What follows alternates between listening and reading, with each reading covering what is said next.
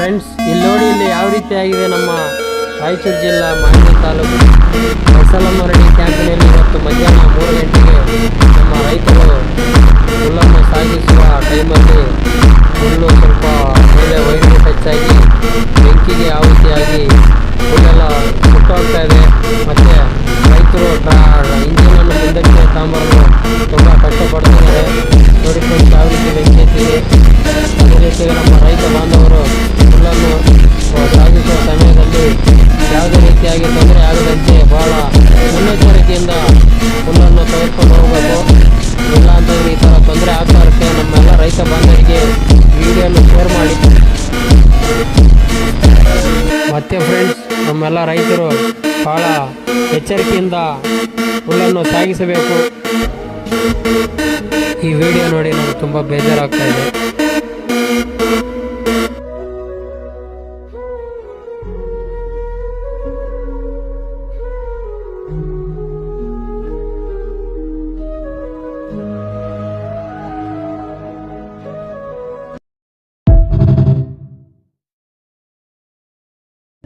Friends, ಇಲ್ಲಿ ನೋಡಿ, ಇಲ್ಲಿ ಯಾವ ರೀತಿಯಾಗಿದೆ ನಮ್ಮ ರಾಯಚೂರು ಜಿಲ್ಲಾ ಮಾನ್ವಿ ತಾಲೂಕು ಹೊಸಲಮರಡಿ ಕ್ಯಾಂಪಿನಲ್ಲಿ ಇವತ್ತು ಮಧ್ಯಾಹ್ನ 3 ಗಂಟೆಗೆ ನಮ್ಮ ರೈತರು ಹುಲ್ಲನ್ನು ಸಾಗಿಸುವ ಟೈಮಲ್ಲಿ ಹುಲ್ಲು ಸ್ವಲ್ಪ ಮೇಲೆ ವೈರಿಗೆ ಟಚ್ ಆಗಿ ಬೆಂಕಿಗೆ ಆಹುತಿಯಾಗಿ ಹುಲ್ಲೆಲ್ಲ ಸುಟ್ಟೋಗ್ತಾ ಇದೆ.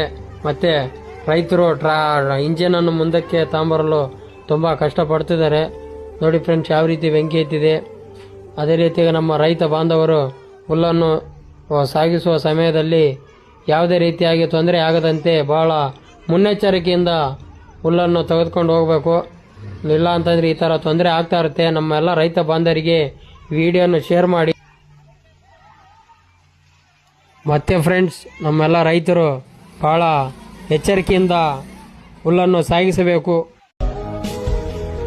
ಈ ವಿಡಿಯೋ ನೋಡಿ ನನಗೆ ತುಂಬ ಬೇಜಾರಾಗ್ತಾ ಇದೆ.